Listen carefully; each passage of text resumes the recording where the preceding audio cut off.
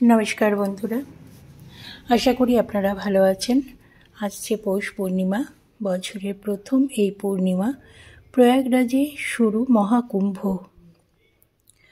आबार ओदिके गंगासागर मेलाओ शुरू होच्छे। तो चलुन এই দিনের মাহাত্ম্য আপনাদেরকে বলবো। এই পৌষ পূর্ণিমা তিথি পবিত্র তিথি, শাকম্ভরী তিথি বা ধান্য পূর্ণিমা নামেও কিন্তু পরিচিত। এই বছর পৌষ পূর্ণিমা পড়েছে আগামী 13ই জানুয়ারি। এটা হচ্ছে বছরের প্রথম পূর্ণিমা। 13ই জানুয়ারি সোমবার অর্থাৎ ভোর 5টায় শুরু হবে এই পৌষ পূর্ণিমা এবং পরদিন অর্থাৎ 14ই জানুয়ারি মঙ্গলবার, যেটা 13ই জানুয়ারি সোমবারের যে সন্ধি স্থল সোমবার আর মঙ্গলবারের সের কাক ভরে 3:56 পর্যন্ত থাকবে এই পুণ্যতিথি। এই পবিত্র পূর্ণিমা তিথিতে পবিত্র নদীতে আপনারা স্নান এবং সাধ্যমতো দান করতে পারেন, তাতে পাপক্ষয় হয় আর পুণ্য লাভ হয়, এটাই বিশ্বাস। এই পূর্ণিমায় ছোট্ট কিছু কাজ যদি আপনারা করেন তাহলে বছর ভোর আপনারা ভালো থাকবেন আর লক্ষ্মীর আশীর্বাদ পাবেন। এবছর পৌষ পূর্ণিমায় প্রয়াগরাজে শুরু মহাকুম্ভ স্নান। এই পূর্ণিমা তিথির সন্ধ্যায় মা লক্ষ্মীর পুজোয় ঘিয়ের প্রদীপ প্রজ্বলিত করুন। অবশ্যই তুলো দেবেন, পোলতেটা তুলো, অন্য কিছু দিয়ে পোলতে বানাবেন না। এই তিথিতে নিষ্ঠা ভরে লক্ষ্মী নারায়ণের পুজো করুন। লক্ষ্মী দেবীকে পৌষ পূর্ণিমায় নিবেদন করুন পদ্ম ফুল বা রক্ত জবা এবং নতুন আলতা আর সিঁদুর। একটি পান পাতা নেবেন, তাতে রাখবেন 11টি বা 5টি কড়ি রাখবেন এবং তাতে সামান্য কাঁচা হলুদ এবং ধানের চাল বা নতুন ধান দেবেন। এবারে ওই হলুদ চাল সহ পান পাতা অর্পণ করুন মা লক্ষ্মীর পুজোতে। ঠিক পরের দিনকে এই পান পাতা দেবী লক্ষ্মীর চরণ তল থেকে তুলে নিয়ে আপনার আলমারিতে বা লকারে বা ক্যাশ বাক্সে রাখতে পারেন, তাহলে কোনো দিন আপনাদের অভাব কিন্তু স্পর্শ করতে পারবে না এবং বছরভর টাকার বন্যা বইবে আপনার সংসারে। দেখুন বন্ধুরা, এই দিনটা এতটাই শুভ 13 তারিখ পৌষ পূর্ণিমা যে এই দিন মহাকুম্ভ স্নান হবে। তো আপনারা ভাবছেন যে আপনারা গঙ্গাসাগরেও যেতে পাচ্ছেন না বা মহাকুম্ভেও যেতে পাচ্ছেন না, তাহলে কি সেই দিনের পুণ্য সেটা কি পাবেন না বা সেই স্নানটা পাবেন না? হ্যাঁ বন্ধুরা, ঘরে বসেই আপনারা করতে পারবেন সেই স্নান। তো কিভাবে সেটা আমি অবশ্যই আপনাদেরকে বলে দেব। প্রথমে বলি গঙ্গাসাগর মেলার কথা। পুণ্য স্নানের শুভ মুহূর্ত ঠিক কখন হবে? পৌষ মাস আর পৌষ সংক্রান্তি মানেই গঙ্গাসাগর মেলা। শুধু বাংলার বিভিন্ন প্রান্তের মানুষই নন, অন্যান্য রাজ্য থেকেও কাতারে কাতারে মানুষ ভিড় জমান গঙ্গাসাগর মেলায়। সাগরের জলে একবার ডুব দিয়ে লাভ করতে চান পুণ্য। আসেন বহু সাধু সন্ত। এক কথায় বলতে গেলে পৌষ সংক্রান্তিকে কেন্দ্র করে গঙ্গাসাগর হয়ে ওঠে এক মিলন ক্ষেত্র। প্রত্যেকবারের মতো এবারেও গঙ্গাসাগর মেলা সুষ্ঠুভাবে সম্পূর্ণ করতে কোমর বেঁধে নেমে পড়েছে আমাদের প্রশাসন। মেলা যাতে নির্বিঘ্নে সম্পূর্ণ হয় সেই কারণে কিন্তু নানা রকম ব্যবস্থা করা হয়েছে। প্রত্যেক বছরের মতো নতুন বছরের শুরুতেই অনুষ্ঠিত হবে গঙ্গাসাগর মেলা। 2025 জানুয়ারিতে মানে চলছে, যেটা 8 তারিখ থেকে 17 তারিখ পর্যন্ত অনুষ্ঠিত হতে চলেছে গঙ্গাসাগর মেলা।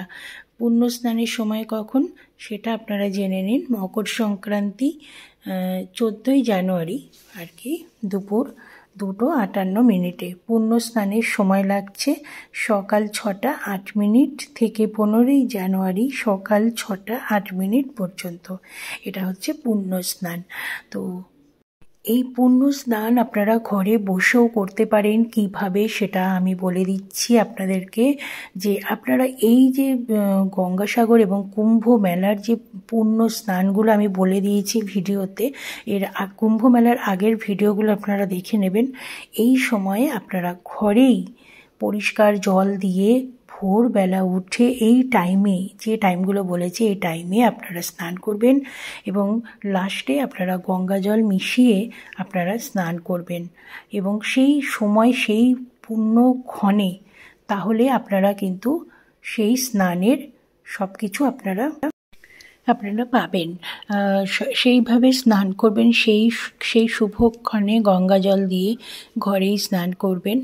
করার পরে তারপর আপনারা পরিষ্কার জামা কাপড় পরে আপনারা কোনো মন্দিরে গিয়ে ফল মিষ্টি এসব দিয়ে পুজো দিয়ে আসবেন এবং মা লক্ষ্মীর মন্দিরেও যেতে পারেন বা নারায়ণ মন্দির বা যে কোনো মন্দিরে আপনারা গিয়ে শিবের মন্দিরে পুজো দিয়ে আসতে পারেন।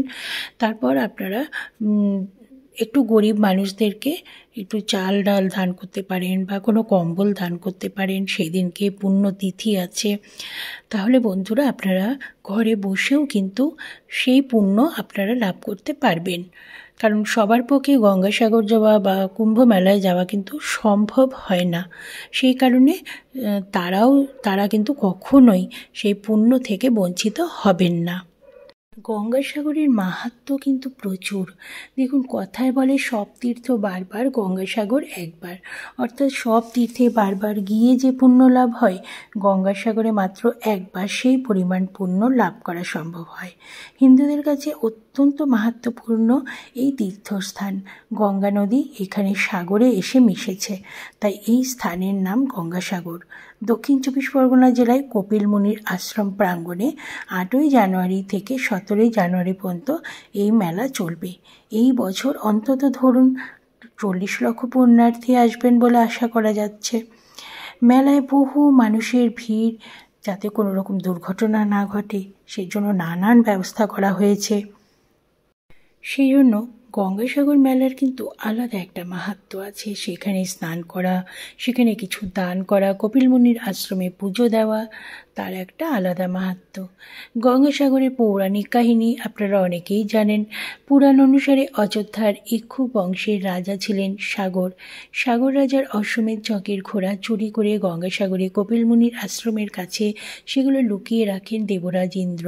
সেই ঘোড়া খুঁজতে গিয়ে কপিল মুনির রোষের মুখে পড়েন সাগর রাজার 60,000 পুত্র। অভিশাপ দিয়ে তাদের ভস্ম করে দেন কপিল মুনি।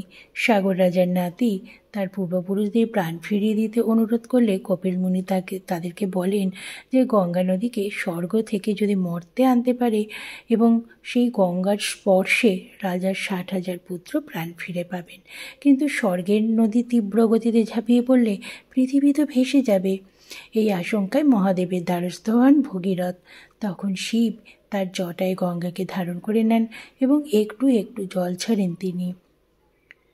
সেই কারণে মহাদেবের জটায় গঙ্গা স্থান। মকর সংক্রান্তিতেই গঙ্গাসাগর স্বর্গ থেকে মর্তে নামেন। তাহলে বুঝতেই পারছেন গঙ্গাসাগরের মাহাত্ম্য কতটা। এই দিনকে আমরা পবিত্র গঙ্গাকে আমাদের একেবারে কাছে পেয়েছি। তবে মকরে স্নান করতে গঙ্গাসাগরে কপিলমুনি আশ্রম নিকটস্থ সমুদ্রে যে যেতেই হবে এমন নয়। এদিন পূর্ণ সময় দেখে আপনি যে কোনো নদীতেও কিন্তু স্নান সেরে নিতে পারেন। এই সময় কুম্ভ মেলাও পড়েছে। স্নান সেরে এবার অশেষ পুণ্য লাভ করতে পারেন। আর যদি নদীতেও যেতে না পারেন তাহলে যেটা বলেছি, ঘরে গঙ্গা জল দিয়ে আপনারা স্নান করতে পারেন। গঙ্গাসাগর হোক বা কুম্ভ, স্নানের কিন্তু একটা নিয়ম আছে। গঙ্গাসাগরে স্নান করলে 3 বার ডুব দেওয়ার কথা বলা হয়, আর কুম্ভে স্নান করলে 5 বার ডুব দিতে হয়। 5 বারের কম ডুব দিলে কুম্ভে স্নান কখনোই সম্পূর্ণ হয় না। আপনাদের অনেকের মনে প্রশ্ন থাকে যে একদিনে কি গঙ্গাসাগর গিয়ে আবার ফিরে আসা যায়? এক্ষেত্রে উত্তরটা হলো ফিরে আসা যাবে, তবে জার্নি করতে হবে প্রচুর। গঙ্গাসাগরের জন্য রাত পর্যন্ত ট্রেন চালানো হচ্ছে, সেক্ষেত্রে শিয়ালদায় ফিরতে অনেকটাই রাত হয়ে যাবে। ভোরবেলা শিয়ালদা থেকে নামখানাগামী যে ট্রেন ছাড়ে তাতে যদি চাপতে পারেন তাহলে ফিরে আসতে পারবেন, কারণ এতে আপনার সকাল 9টার মধ্যেই যেটি মানে জেটিতে যে ঘাটে পৌঁছে যেতে পারবেন। তারপর সেখান থেকে ভেসেলে নদী পেরিয়ে সোজা গঙ্গাসাগর। তবে অবশ্যই বিকেল 4টের মধ্যে চলে আসতে হবে, কারণ তারপর এলে আর ভেসেল পাবেন না। বিকেল 4টে পর্যন্ত ভেসেলে করে যাতায়াত করতে পারবেন। এক্ষেত্রে আপনাদের অনেকটাই অসুবিধা হবে, কারণ টাইম মেনটেন করাটা খুবই ব্যাপার। তার জন্য লঞ্চ বা ট্রেন পাওয়াও একটা ব্যাপার থাকে। যাই হোক, একটু বুঝে শুনে জেনে বুঝে আপনারা যাবেন। ভালো থাকবেন সবাই, সুস্থ থাকবেন।